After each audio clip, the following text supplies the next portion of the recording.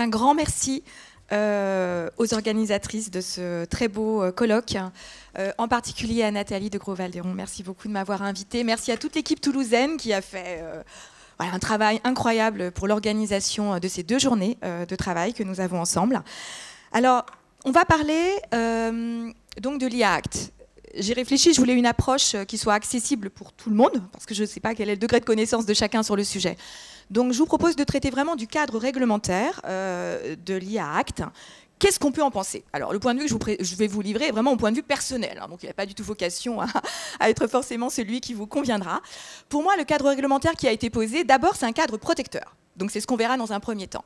Et on verra aussi, et ça rejoint ce que disait Frédéric Béraud tout à l'heure, c'est un cadre réglementaire très flou, de mon point de vue, concernant les garanties entourant la mise sur le marché des produits de santé contenant de l'IA. Mais d'abord, ce qu'on peut dire dans un premier temps, c'est que c'est un cadre réglementaire protecteur, mais qui vise à stimuler avant tout la mise sur le marché de la plupart des produits de santé contenant de l'IA. Alors, d'un point de vue, je dirais, constitutionnel, le régime juridique façonné pour la commercialisation des produits de santé contenant de l'IA poursuit une double finalité de protection, de mon point de vue. Il s'agit d'abord de protéger les personnes, notamment les patients, des risques inhérents au recours des opérateurs économiques à l'IA, mais il s'agit aussi et surtout de protéger l'exercice des libertés économiques, moteur de l'innovation technologique et clé de voûte du marché unique digital. Premier point, la protection des personnes à travers le classement, en fait, des systèmes d'IA, à l'instar du RGPD ou du DSA, modelé sur cette approche fondée sur le risque dans l'espace numérique européen. L'IA Act est une réglementation fondée sur le risque. Et on utilise le risque comme un outil permettant de hiérarchiser et de cibler les mesures d'application d'une manière qui soit proportionnelle à un danger réel.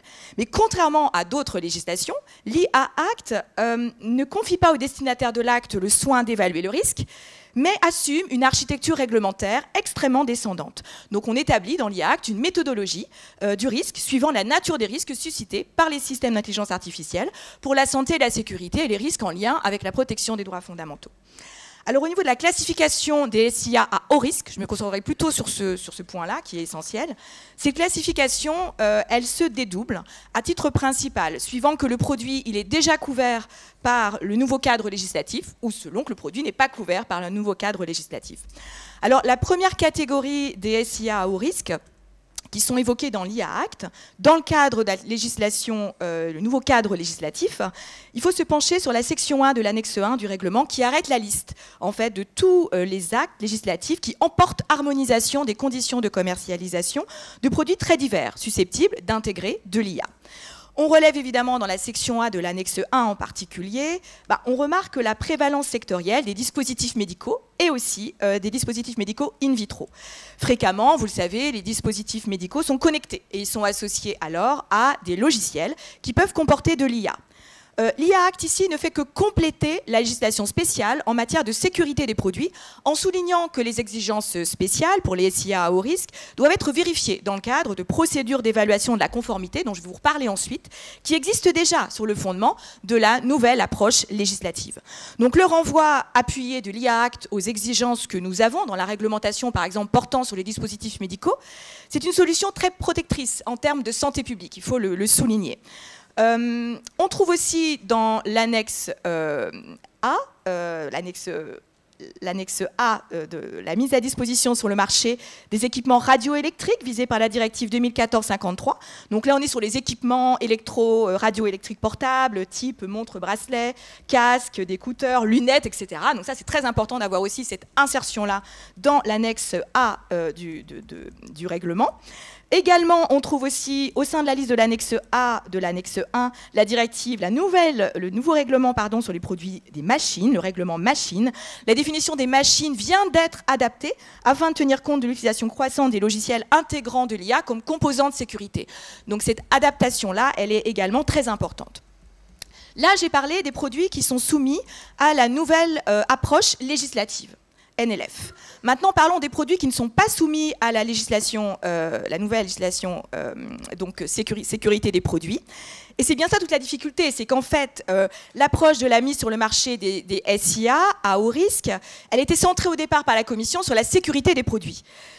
Mais cette approche a été contrariée, bouleversée par une rupture technologique de poids qui a déjà été évoquée tout à l'heure, à savoir l'arrivée sur le marché des SIA génératives. Et là, brutalement, s'est posé la question à la fin de l'année 2022 pour la Commission, où va-t-on classer les SIA génératives dans la taxinomie des risques qu'elle avait préparée et qui ne faisait pas référence à cette catégorie d'IA.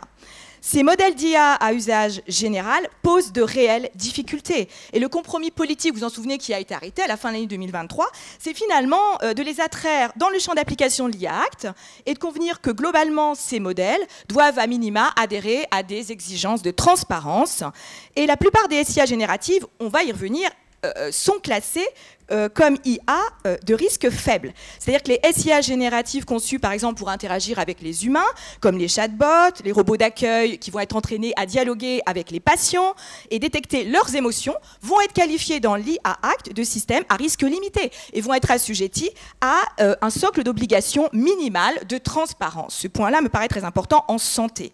En outre, on a effectivement des modèles à fort impact qui présentent des capacités, des performances très avancées et qui seront soumis à des obligations plus strictes de diligence et d'atténuation des risques, dans l'esprit, je dirais, du DSA, pour simplifier.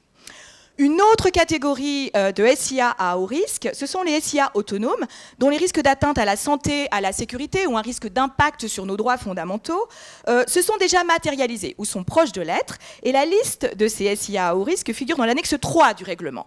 Cette catégorie, elle ne concerne pas les produits de santé à proprement parler, mais attention, elle me paraît très importante dans le contexte de la dispense des services de santé et l'exploitation d'infrastructures en santé, puisque sans citer expressément les SIA que vont utiliser les autorités publiques ou en leur nom pour évaluer l'éligibilité des personnes physiques aux services de santé, et d'autre part, les SIA destinés à évaluer, classer les appels d'urgence émanant de personnes physiques pour établir un ordre de priorité dans le contexte de l'aide médicale, ainsi que les systèmes de tri des patients dans les services de santé d'urgence. Donc on est là quand même au cœur, je pense, de notre sujet.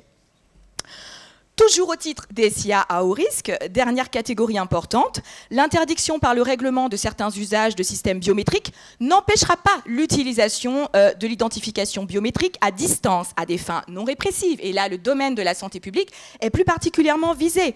Donc, nonobstant les risques qui sont liés à la nature biométrique de la reconnaissance faciale et au traitement à distance des données, le règlement se positionne sur une liste médiane qui consiste à qualifier cette technologie de SIA à haut risque, mais de ne pas vouloir en restreindre l'emploi. Donc on peut imaginer que dans les années à venir, on va avoir une explosion, effectivement, dans le secteur médico-social notamment, une explosion de l'utilisation des systèmes de reconnaissance faciale, ce qui commence déjà à voir le jour en France, on le voit dans certains établissements. Par exemple, le département de radiothérapie de Gustave Roussy, qui vient de s'équiper en système de reconnaissance faciale extrêmement avancé. Pour les produits de santé qui contiennent des SIA qui ne sont pas à haut risque. Et là, le spectre finalement est très large. Je parlais des chatbots, etc. Donc là, on est dans des SIA qui ne sont pas à haut risque. Les fournisseurs doivent seulement finalement, ils sont encouragés à créer, mettre en œuvre eux-mêmes des codes de conduite. Et le système de gouvernance et de gestion des données dont nous avons parlé précédemment et dont parlait Cécile Castérenard, ce système-là, il est visé à l'article 10 du règlement. Il ne concerne que les SIA à haut risque et il ne va pas concerner donc ces SIA à faible risque. Il faut le souligner. Là, j'ai parlé de la protection des personnes dans le cadre de l'utilisation des SIA principalement à haut risque. Venons-en maintenant à la deuxième dimension en termes de protection. En fait, il s'agit surtout avec le règlement, à mon sens, de protéger l'exercice des libertés économiques. Et pour ce faire, on va responsabiliser le fournisseur du système d'IA.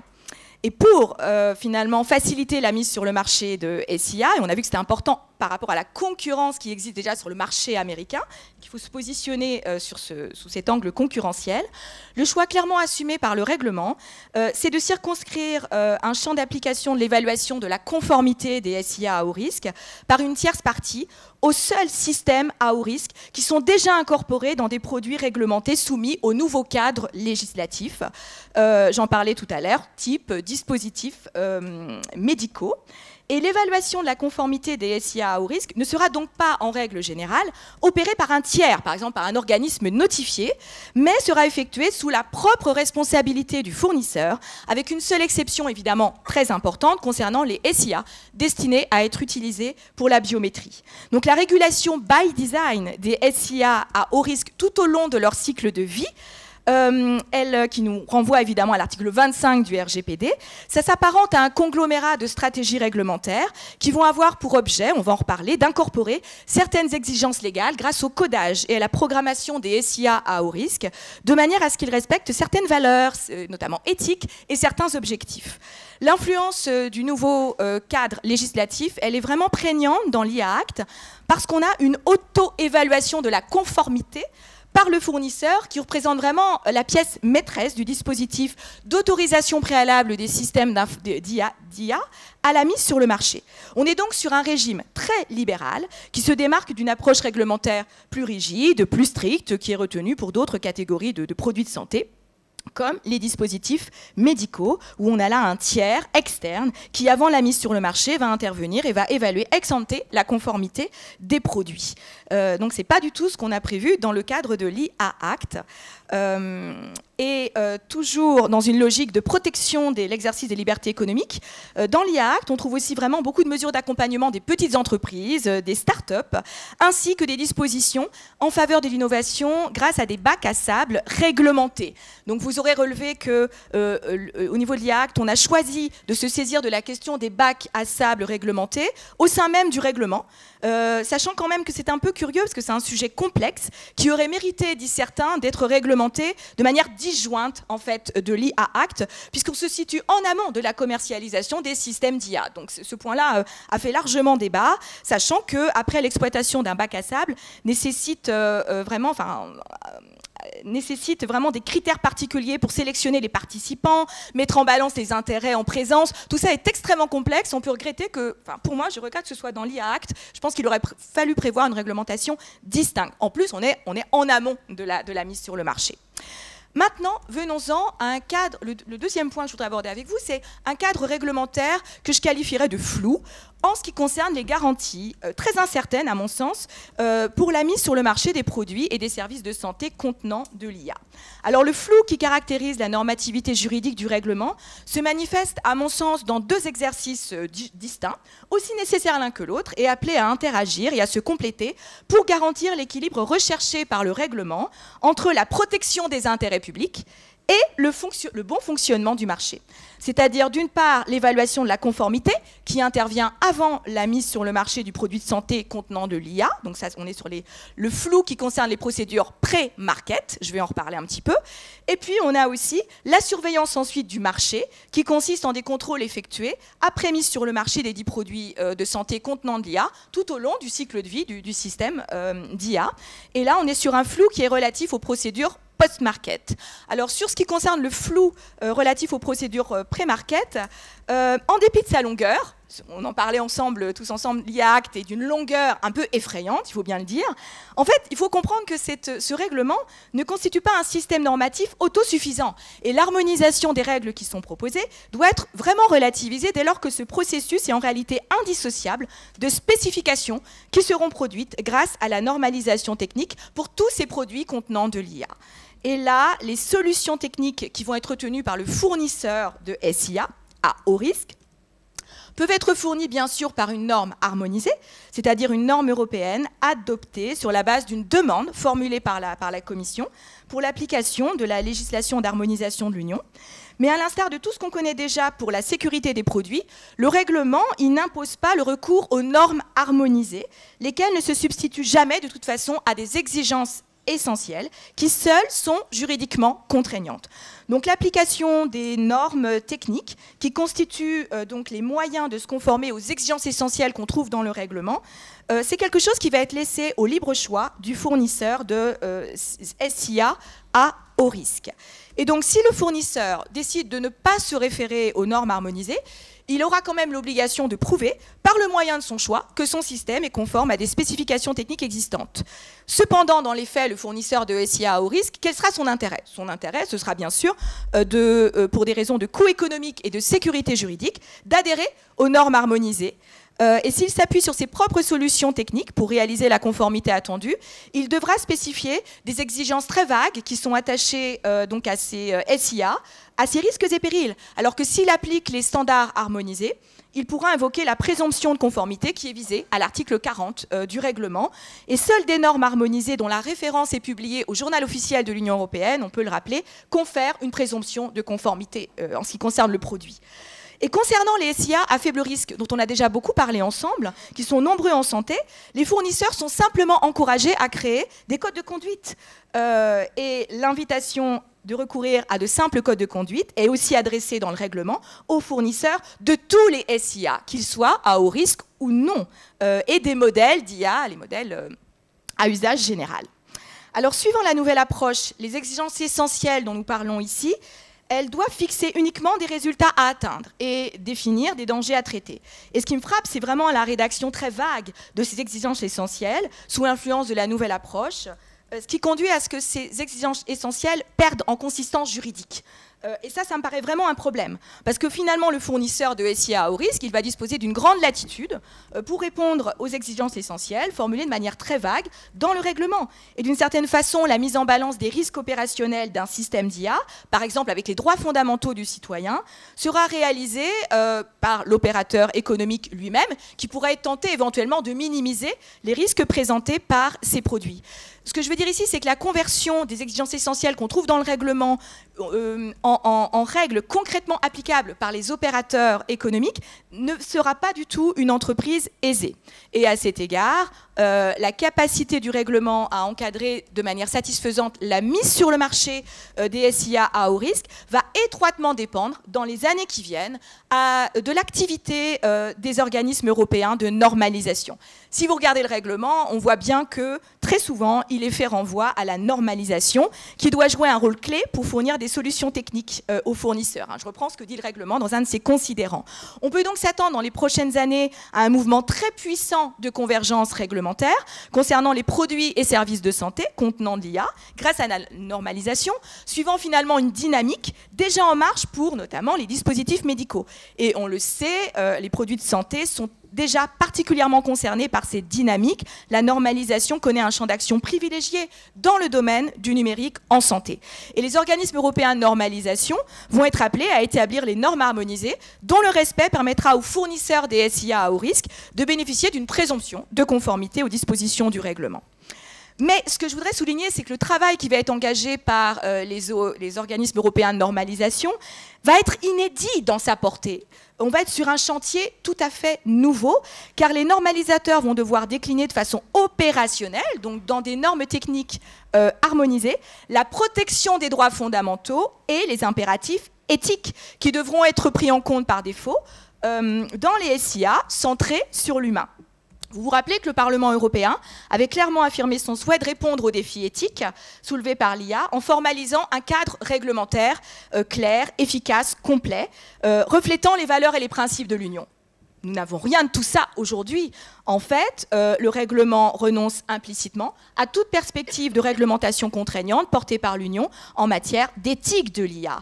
Alors, c'est vrai, la pratique consistant à transférer de fait des compétences à des associations de droit privé qui vont élaborer ces normes techniques dans un domaine déterminé, c'est une pratique ancienne qui a connu un essor sans précédent, concomitant à l'ascension de le nouveau cadre législatif retenu pour la sécurité des produits en droit du marché intérieur.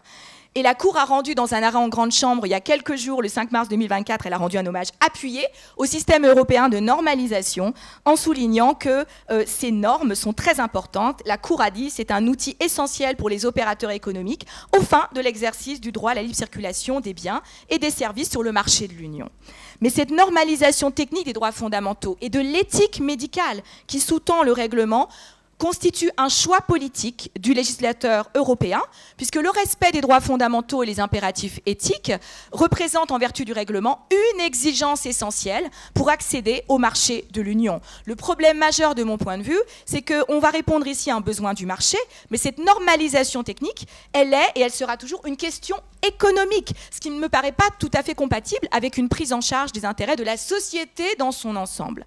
Alors, en pratique, c'est le CEN et le Sénélec qui sont invités à élaborer les normes harmonisées, sur demande de normalisation qui a été donc adoptée en mai 2023 par la Commission. Et le délai qui a été fixé aux experts techniques du comité mixte 21 Intelligence Artificielle pour adopter les normes, c'est le 31 janvier 2025. Une publication au JO de ces normes, pour qu'elles accèdent donc au statut de normes harmonisées, exigera évidemment un délai supplémentaire. Et la demande de standardisation de la Commission précise bien les objectifs à atteindre et dans le cadre de la délivrance des standards attendus. Ce qui est intéressant, c'est de relever combien tout cela est flou. Et l'un des défis majeurs à relever dans la mise en œuvre du règlement, donc ça sera la concrétisation en standards techniques de ces exigences éthiques inédites en matière d'IA. Et puis si voilà, en 2 minutes vous dire qu'il y en a également un flou très important qui domine au niveau des procédures post-market de mon point de vue, parce qu'on a un système de gouvernance dont on a déjà un peu parlé, qui est d'une complexité inouïe. Enfin là, on atteint un summum en termes de complexité. Alors c'est un système de gouvernance qui est ambivalent parce qu'il associe un maillage institutionnel décentralisé et multiniveau, et on a aussi en même temps une expertise centralisée au niveau de l'Union qui va être très importante. Et la gouvernance décentralisée du règlement, en particulier, me paraît vraiment très complexe. On n'a pas moins de 5 catégories d'acteurs différents qui vont chacun assumer un rôle dans l'architecture de contrôle du respect des exigences du règlement par les opérateurs économiques. Je me demande comment tout cela va pouvoir s'organiser. Si je prends juste l'exemple français, il va falloir vraiment développer des trésors d'interrégulation pour s'en sortir. Au niveau de la santé, on a la NSM, évidemment, qui est pleinement compétente sur ces questions-là. On a l'Agence du numérique en santé. On a la CNIL, évidemment, qui va être partie prenante sur la protection des données de santé. On a la Haute Autorité de Santé, qui est intégrée dans le dispositif. Comment tout cela va pouvoir s'organiser? Là, ça me laisse extrêmement sceptique. Et dernière chose importante et positive dans le règlement, quand même, pour moi, l'avancée la plus positive sur le plan de la gouvernance, c'est l'institution d'une base de données centralisée pour l'enregistrement des SIA à haut risque, dont la Commission sera l'autorité de traitement. Ça me paraît vraiment une très bonne nouvelle. Et cette création va être très utile pour la mise sur le marché sécurisé des produits de santé contenant de l'IA, pour la surveillance post-market. Et il est intéressant aussi de souligner que ce dispositif s'inspire directement de la base de données européenne sur les dispositifs médicaux. Donc là, on voit que vraiment le domaine de la santé a influé sur ce qui a été réfléchi au niveau du dispositif post-market dans le règlement IA Act. C'est vraiment intéressant. Alors pour terminer, je peux dire encore un mot, Céline? Bon. 21 minutes là. Alors je m'arrête. Merci beaucoup. Merci Frédéric d'avoir respecté le temps.